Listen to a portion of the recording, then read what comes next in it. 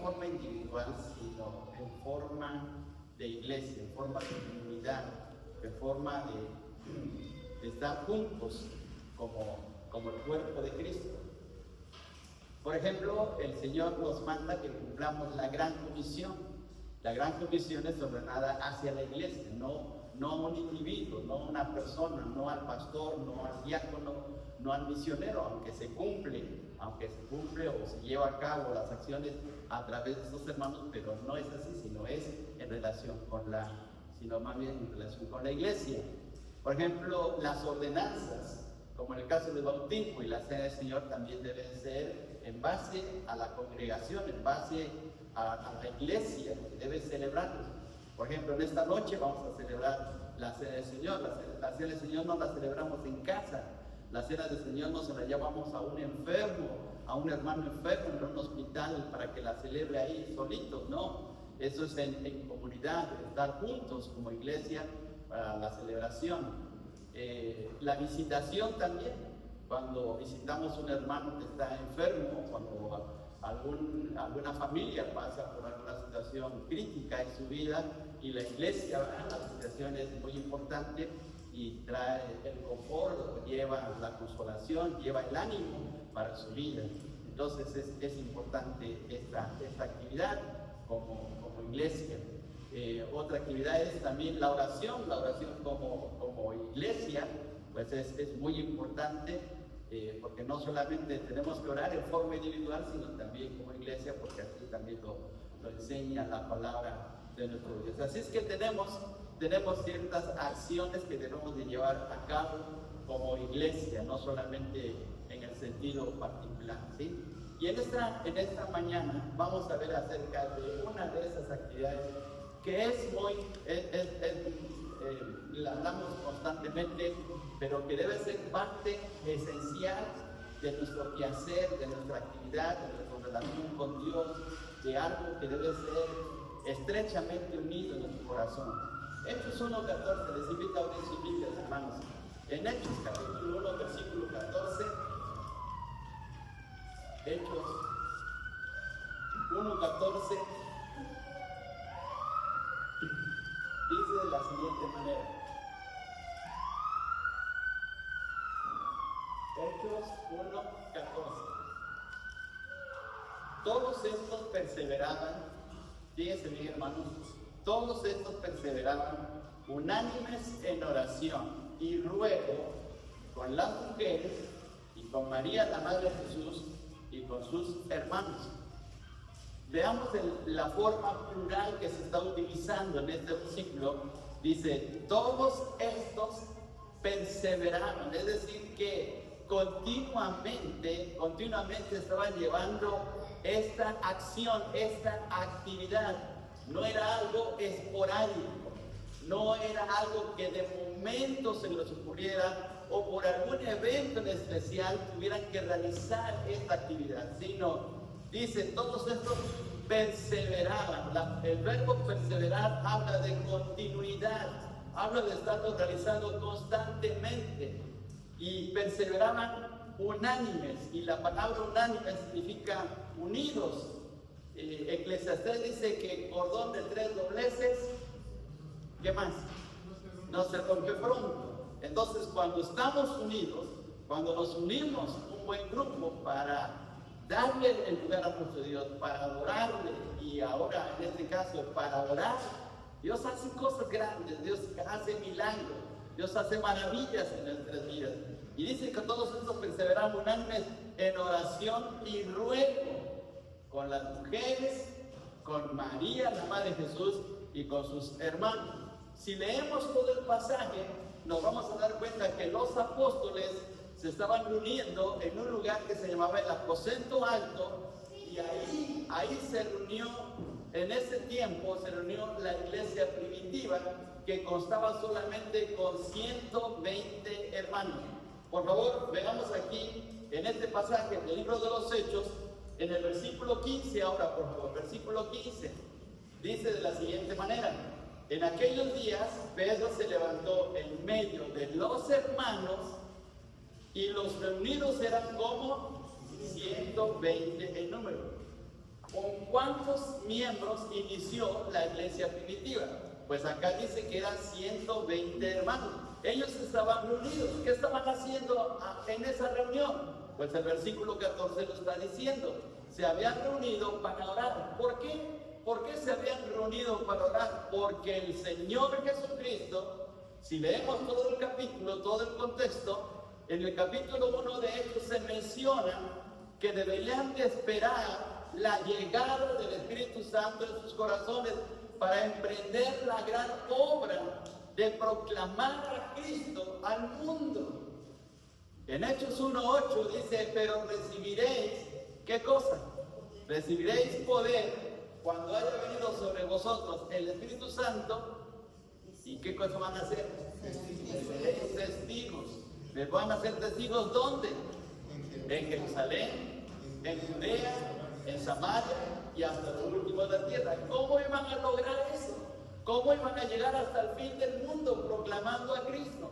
¿Cómo iban a llegar a las diferentes regiones de Judea, de Samaria y más lugares en el mundo conocido?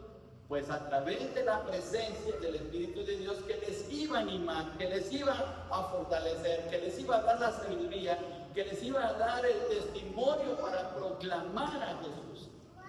La palabra testigo en el versículo 8 significa mártir. Fíjense bien, dice el texto, pero recibiréis poder cuando haya venido sobre vosotros el Espíritu Santo y me seréis testigos. Cambiemos la palabra testigos por mártir. ¿Por qué mártir? Porque iban a sufrir, porque iban a padecer, porque iban a pasar por problemas, porque el mundo los iba a rechazar, iban a tener persecuciones, iban a morir incluso. ¿Y qué se necesitaba? Se necesitaba la presencia del Espíritu de Dios para poder afrontar esos problemas. Humanamente, cuando uno siente el peligro, ¿qué es lo que hace? Uno se echa a correr. Uno busca una escapatoria, uno busca la manera de cómo hacer un lado a ese peligro. Si yo veo que viene un perro así, un Rottweiler, viene corriendo y entra al templo y viene hacia mí, hermanos, yo me cierro en un cuartito. Porque yo huyo, ¿sí? Porque estoy buscando mi seguridad. ¿Cómo iban a hacer los hermanos que en medio de la persecución, en medio de las luchas, en medio de los problemas que se iban a enfrentar, cómo iban a poder salir triunfantes? Pues la clave estaba en la presencia del Espíritu de Dios. ¿Por qué algunos afrontaron la muerte, vamos a poner así, heroicamente? Como en el caso de Esteban en el capítulo 7 de Hechos. Lo hicieron porque estaban llenos de la presencia del Espíritu de Dios. El apóstol Pablo le dice a Timoteo que Dios no nos ha dado el espíritu de cobardía, sino de amor, de poder y de dominio propio. ¿Cuándo viene eso? Por la presencia del Espíritu de Dios en sus corazones. Entonces, ¿por qué estaba reunida la iglesia primitiva, los 120 hermanos en el aposento alto? Según lo dice Hechos 1, 14 y 15, pues estaban reunidos para recibir y esperar, mejor dicho, esperar recibir el Espíritu Santo en sus corazones y empezar a llevar a cabo la obra que Cristo les había encomendado. La iglesia estaba reunida ahí. Entonces, volvemos otra vez a enfatizar, hay actividades, hay quehaceres que el Señor nos manda a realizar, no en el sentido individual, sino en el sentido de comunidad, juntos. Y aquí en este caso, los hermanos estaban reunidos, los 120, para esperar la llegada del Espíritu Santo en sus corazones. Ahora, hay una segunda situación aquí. En Hechos capítulo 1 se menciona que hacía falta un apóstol. Recordemos que 12 apóstoles fueron elegidos por el Señor Jesús, pero uno de ellos fue a la horca. ¿Quién fue ese apóstol? Fue Judas. Judas se ahorcó. Y entonces quedaron 11. Entonces aquí, en este caso, en el versículo 15, dice que Pedro se levantó y habló con la iglesia diciendo que así era necesario que alguien tomara el lugar de Judas. Pero ¿qué hicieron? Tuvieron que estar orando. Tuvieron que estar como iglesia, como comunidad espiritual, como cuerpo de Cristo, pidiendo la dirección del Señor para que se eligiera a Judas. Entonces la iglesia oraba. Fíjense bien, la iglesia oraba. Debemos de orar personalmente, sí. Cuando nos levantamos debemos de orar. Cuando estamos comiendo o vamos a comer, vamos a orar. Cuando hay alguien enfermo en la familia, oramos. Está muy bien eso. Pero también debemos de hacerlo en el sentido comunitario. Somos miembros unos y otros. Y por lo tanto debemos de reunirnos precisamente para clamar y pedirle la ayuda a Dios en determinadas situaciones. Veamos este pasaje, por favor. Vamos a Hechos 2:42. Allá adelante, por favor. Hechos capítulo 2.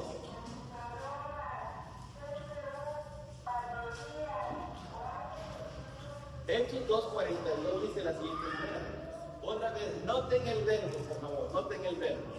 Y perseveraban en la doctrina de los apóstoles, en la comunión unos con otros, en el partimiento del pan y en las oraciones. Otra vez, el verbo que está rigiendo esas actividades es perseverar. Continuaban, se esforzaban. Hermanos, el hecho de que cada domingo nos reunamos aquí no es una rutina. Y no debemos convertirlo en una rutina. Al contrario, es el hecho de estar perseverando, de estar continuando para llevar a cabo la obra de Dios. Cada semana es diferente, cada domingo es diferente, cada día que tenemos en la semana es diferente. De momento vienen problemas, de momento vienen ciertas oportunidades que Dios nos da para poder llevar a cabo su obra. Y debemos, hermanos, estar prestos para poder realizar esa actividad o esa oportunidad que el Señor nos da para hacer su obra. Entonces, no es una rutina, no es llegar a ser simplemente un simple ritual de que cada domingo me tengo que venir a la iglesia, ¿sí? Hay quienes lo ven de esa manera y por eso es que muchos se cansan, se frustran, se decepcionan porque solamente ven el servicio o el culto como algo rutinario. No lo ven como el hecho de agradarle a Dios, de poder estar en la presencia de Dios, de poder gozarse ante la obra grandiosa que Dios ha hecho en sus corazones o nuestros corazones. No lo ven de esta manera y por eso dicen, no, ¿para qué voy a la iglesia? Cuando venimos a la iglesia de una manera pesimista, hermanos, nosotros mismos nos estamos ahorcando en el sentido espiritual.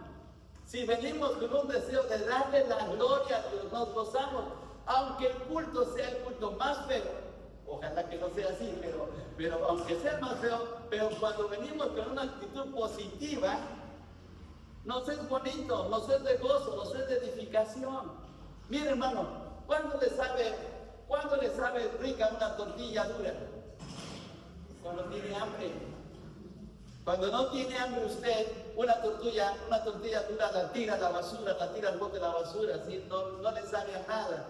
La mastica y dice, no, qué feo es esto, y la tira. Pero cuando tiene hambre, una tortilla dura hasta le sabe a gloria, ¿no es cierto? Lo mismo ocurre con el que está hambriento de las cosas de Dios. Cuando busca a Dios con todo su corazón, aun cuando la dirección del culto o la música, los cantos, no sean como uno quisiera, pero uno se goza porque lo más importante es estar en la presencia de Dios. Cristo está en medio de su pueblo y nos gozamos porque Él está ahí presente. Esa es la razón de por qué el culto cristiano tiene una razón de ser. Y la iglesia primitiva se gozaba en el estar orando porque sabía que el Señor estaba en medio de ellos. Por eso vemos ahí en Hechos 2:42 que perseveraban en diferentes actos. Fíjense bien lo que está diciendo el versículo 42. Perseveraban en la doctrina, en la enseñanza correcta de los apóstoles, en la comunión unos con otros, en el partimiento del pan que es la cena del Señor y en las oraciones. Entonces la iglesia oraba como iglesia, no en sentido particular. Usted puede decirme, hermano, es que yo me levanto a las 3 de la mañana. Yo, que bueno, gracias a Dios, por favor ore por mí. Hermano, es que yo me levanto a las 7 de la mañana y tengo mi devocional. Qué bueno, que Dios le bendiga, qué bueno que hace eso. Hermano, nosotros tenemos un culto familiar a las 3 de la tarde, está muy bien, pero esto tiene que ver con todos, con la iglesia. Lo que estamos viendo aquí es la iglesia, no es en el sentido particular ni familiar. Si usted lo hace, qué bueno, y gracias a Dios por eso. Pero aquí es que tenemos que venir como pueblo de Dios. La palabra iglesia significa, y si quiere anotarlo, significa asamblea.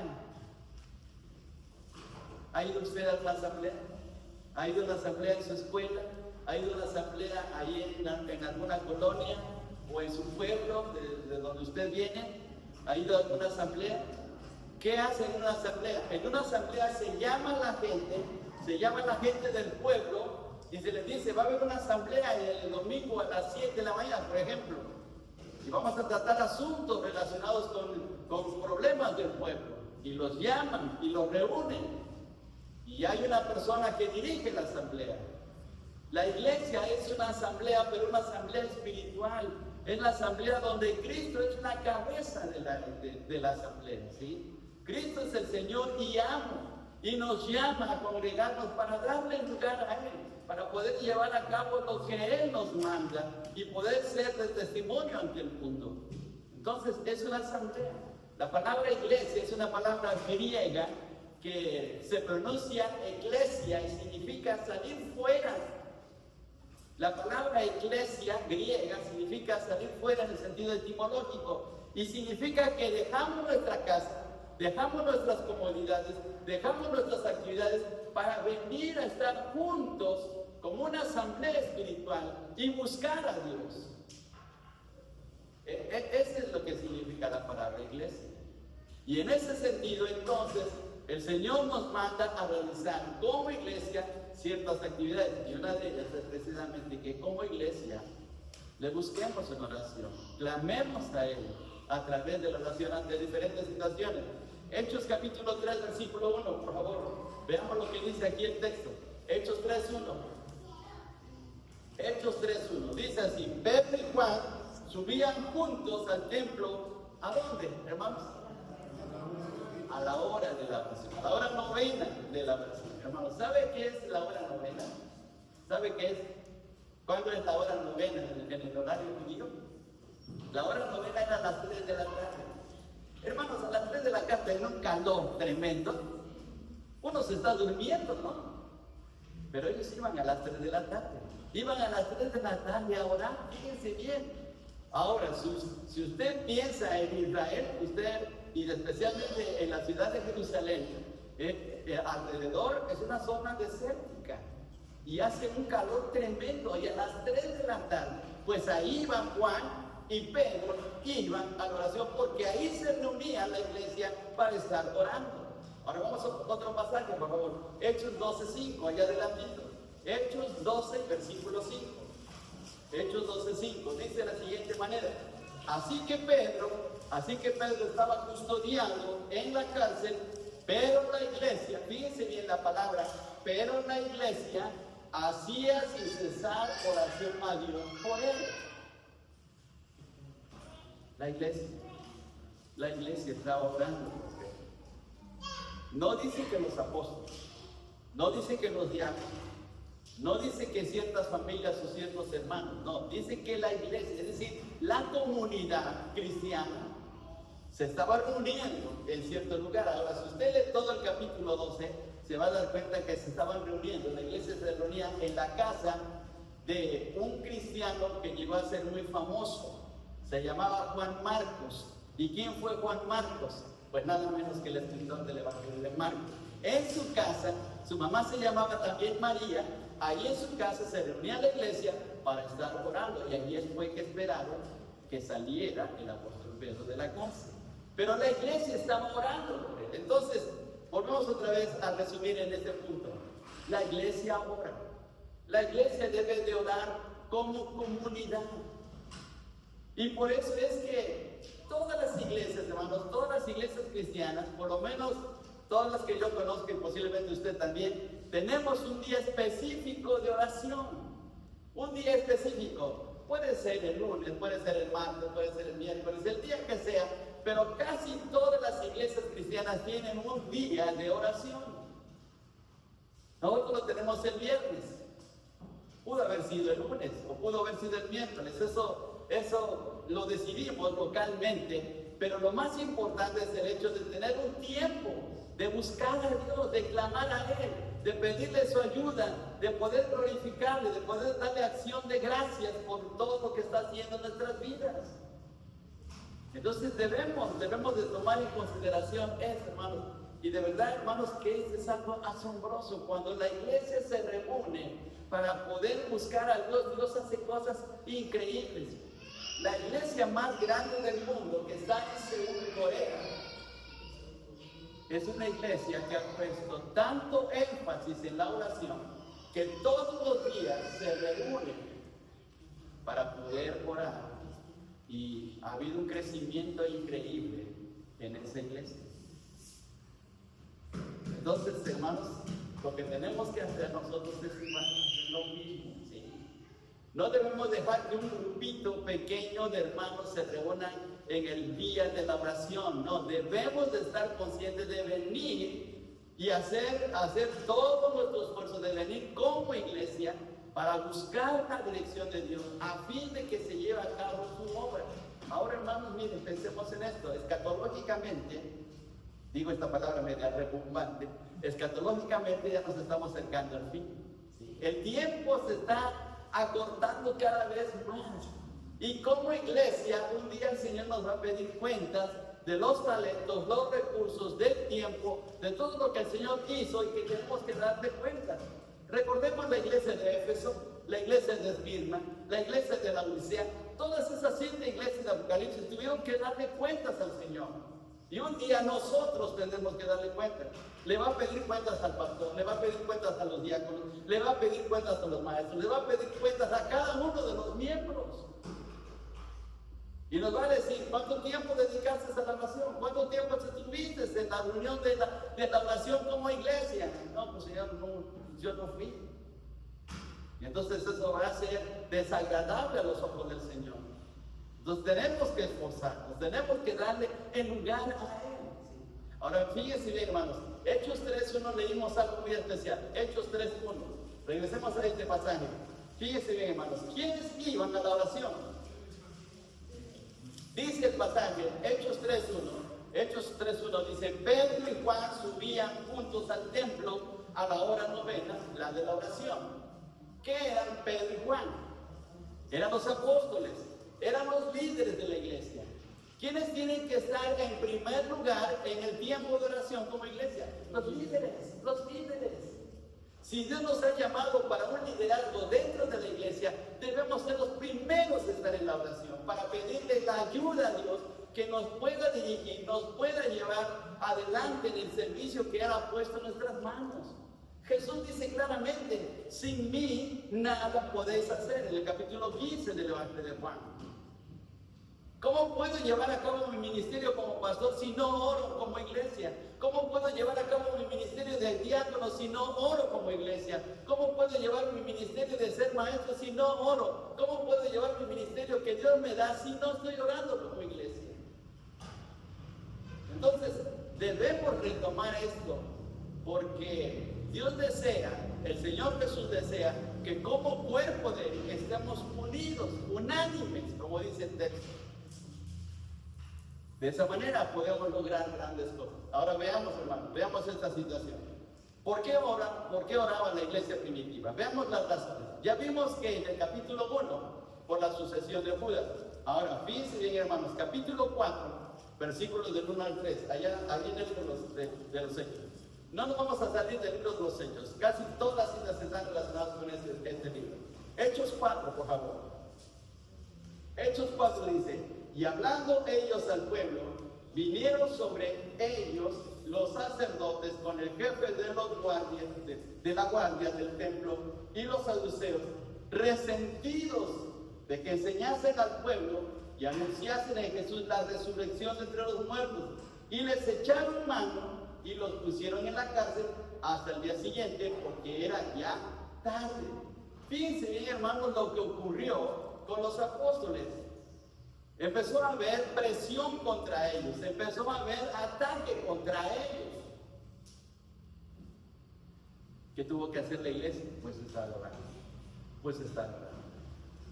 Y veamos por favor allá adelantito los versículos 23 y 24. 23 y 24 de este mismo capítulo dice: puestos en libertad, vinieron a los suyos y contaron todo lo que los principales sacerdotes y los ancianos les habían dicho, y ellos, habiéndolo oído, alzaron unánime la voz a Dios y dijeron, ahí está su oración: soberano Señor, tú eres el Dios que hiciste el cielo y la tierra, el mar y todo lo que en ellos hay, etcétera, etcétera. Miren, ahí está la oración de ellos. Habían sido perseguidos y ahora estaban orando para que Dios los usara. No estaban orando para que vivan una vida cómoda, sino al contrario, estaban orando para que el Señor los usara a llevar a cabo el extendimiento del mensaje salvador de Cristo. Ahora vamos a una cosa todavía, capítulo 4, versículo 31. 4:31, fíjense bien lo que dice el texto. Cuando hubieron orado, el lugar en que estaban congregados tembló, y todos fueron llenos del Espíritu Santo y hablaban con denuedo la palabra de Dios. ¿Qué significa que hablaban con denuedo la palabra de Dios? Significa que estaban evangelizando, estaban compartiendo el mensaje de Cristo. ¿Cuándo podemos ser eficaces en compartir el mensaje del Evangelio? Cuando le pedimos al Señor con todo nuestro corazón que nos llene de su Santo Espíritu. Cuando oramos a Él pidiéndole que nos dé sabiduría para compartir el Evangelio. ¿Sí? El Evangelio es una obra espiritual, es una obra de transformación en el corazón del hombre que solamente Dios lo puede hacer. Nosotros no.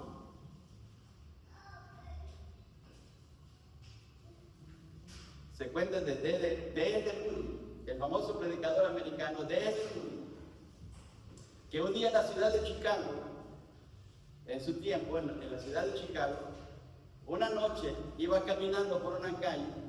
En ese tiempo en las calles había faroles, no había la iluminación moderna, había unos faroles, y dice que iba caminando Moody y llegando a una esquina, en un farol estaba una persona ahí agarrada al poste de ese farol. Y bueno, Moody pasó y de momento escuchó por atrás que decían, señor Moody, señor Moody. Y entonces él se volteó y dijo, sí, buenas noches. Y entonces ese señor que estaba pues alcoholizado le dijo, señor Moody, yo me convertí a usted. Y le dijo Moody, tienes razón, te convertiste a mí, porque si te hubieras convertido a Cristo sería diferente. Sí, nosotros no podemos predicar en nuestras fuerzas, en nuestra sabiduría, y si lo hacemos mal. Tenemos que pedirle al Señor que sea el que nos guíe, que sea que mediante su Santo Espíritu proclamemos el mensaje de salvación. Y para eso hay que orar. Para eso tenemos que reunirnos para pedirle la ayuda a Dios. No es ganarle intelectualmente la voluntad a alguien, no, es llevarle el mensaje transformador del Evangelio al corazón de esa persona. Entonces veamos qué cosas tan especiales tenemos que hacer aquí. Ahora una cosa más. Vamos al capítulo 6, versículo 6. 6. Ya vimos. ¿Qué tuvieron que hacer la iglesia primitiva en la oración? Pues pedir la sucesión de curas, pedir la fortaleza de la persecución, llevar a cabo el evangelismo. 6 de Hechos dice de la siguiente manera, los cuales presentaron a los apóstoles, quienes orando les impusieron las manos. ¿De qué está hablando este texto? Está hablando de la elección de los 7 diáconos. ¿Qué hicieron con los 7 diáconos? Oraron, después de haberlos elegido, oraron por ellos. ¿Por qué? Porque aunque el trabajo que iban a realizar, aunque era un trabajo de tipo material, ellos necesitaban de la presencia de Dios, la presencia del Espíritu Santo para llevar a cabo su obra, para que no lo hicieran en el sentido humano y materialista, sino bajo la dirección del Espíritu de Dios y que trajera bendición. Ahora, si seguimos leyendo el libro de los Hechos, resulta que en el capítulo 7, uno de los diáconos fue a la muerte, fue Esteban. El Señor llamó a Esteban, y Esteban estaba predicando ante los judíos, ante las autoridades judías, y resulta que lo mataron, lo apedrearon. ¿Cómo pudo soportar la muerte? Mediante la dirección del Espíritu de Dios, pero la iglesia estaba orando por él.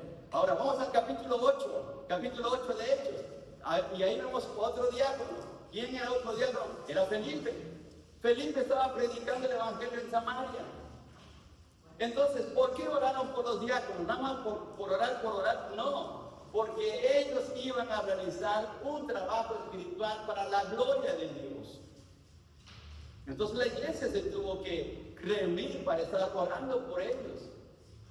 Aunque los diáconos tienen la administración material de la iglesia, pero es delante de Dios y por lo tanto requieren de nuestras oraciones. Por eso es que viernes tras viernes y los hermanos que vienen a la oración, oramos por los diáconos, pedimos por sus vidas, pedimos por sus familias, pedimos que el Señor los utilice, pedimos que el Señor los fortalezca, pedimos que el Señor los guarde en medio de los peligros. Porque es un trabajo espiritual. Ahora seguimos todavía, hermano. Capítulo 12, versículo 5, ya lo leímos, pero capítulo 12, versículo 5 de Hechos, 12:5, dice: así que Pedro estaba custodiado en la cárcel, pero la iglesia hacía sin cesar oración a Dios por él. Si ustedes leen el primer versículo, la iglesia estaba pasando por una tremenda opresión. Resulta que Herodes, el hijo del rey Herodes el Grande, ahora su hijo, estaba lanzando una terrible persecución contra los hermanos y ya había sacrificado a Jacobo, el hermano de Juan. Ustedes pueden ver el texto en el versículo 2. ¿Qué tuvo que hacer la iglesia? Estar orando, porque sus líderes estaban bajo una presión tremenda. El enemigo, a través de Herodes, quería destruir la vida de los apóstoles. Entonces la iglesia tuvo que estar orando, se reunieron para orar. Y gracias a Dios que Pedro salió. Es más, hasta la iglesia ni creyó que Pedro estaba afuera, pero salió. Entonces debemos estar orando en momentos críticos. Y una cosa más, terminando con algunas cosas que la iglesia estaba haciendo a través de la oración. Capítulo 13, versículos del 1 al 3. Fíjense bien, la obra misionera, en el capítulo 13, versículos del 1 al 3. Había entonces en la iglesia que estaba en Antioquía profetas y maestros: Bernabé, Simón el que se llamaba Níger, Lucio de Cirene, Manaén el que se había criado junto con Herodes el tetrarca y Saulo. Ministrando estos al Señor y ayunando, dijo el Espíritu Santo: apartadme a Bernabé y a Saulo para la obra a que os he llamado. ¿Qué clase de obra? La obra misionera. Fueron los primeros grandes misioneros de la iglesia. Versículo 3. Entonces, habiendo ayunado y orado, les impusieron las manos y los despidieron. Ahora sí, vayan a predicar el evangelio a todo el mundo. Y no olvidemos que el libro de los Hechos termina con la predicación de Pablo en Roma. ¿Cómo se logró eso? ¿Cómo se logró llegar hasta Roma para predicar el evangelio? Aquí está la clave. La iglesia estuvo orando. La iglesia de Antioquía ya no fue la iglesia de Jerusalén. La iglesia de Antioquía estaba orando por Pablo. Si queremos tener misioneros, tenemos que estar orando y orando y orando, que el Señor ponga en nuestros corazones ese sentir y también que ponga la persona indicada para llevar a cabo esa obra. Y aquí está el ejemplo. Entonces, hermanos, veamos lo importante que es que oremos como comunidad, como iglesia, no solamente en el sentido individual. Y vuelvo a repetir y enfatizar: está bien que lo hagamos, es bueno que lo hagamos, es bueno que cada hermano se convierta en hombre o mujer de oración, está bien, pero en este caso es para unirnos como iglesia y estar juntos. Terminamos. ¿Qué resultado traía el estar orando? Fíjense bien, hermanos, hubo un crecimiento increíble. Capítulo 2, versículo 47, regresando otra vez a Hechos 2:47, dice de la siguiente manera: 2:47. Y alabando a Dios y teniendo favor con todo el pueblo, y el Señor añadía cada día a la iglesia los que habían de ser salvos. El Señor estaba añadiendo. ¿Qué significa añadir? Que se estaban convirtiendo. La gente estaba buscando a Dios, o mejor dicho, se estaba doblegando ante el mensaje del Señor Jesús, y estaban aceptando a Jesucristo como su Salvador. 4:4, hermano, 4:4, ya adelantito.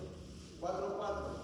Pero muchos de los que habían oído la palabra creyeron, y el número de los varones era como 5,000.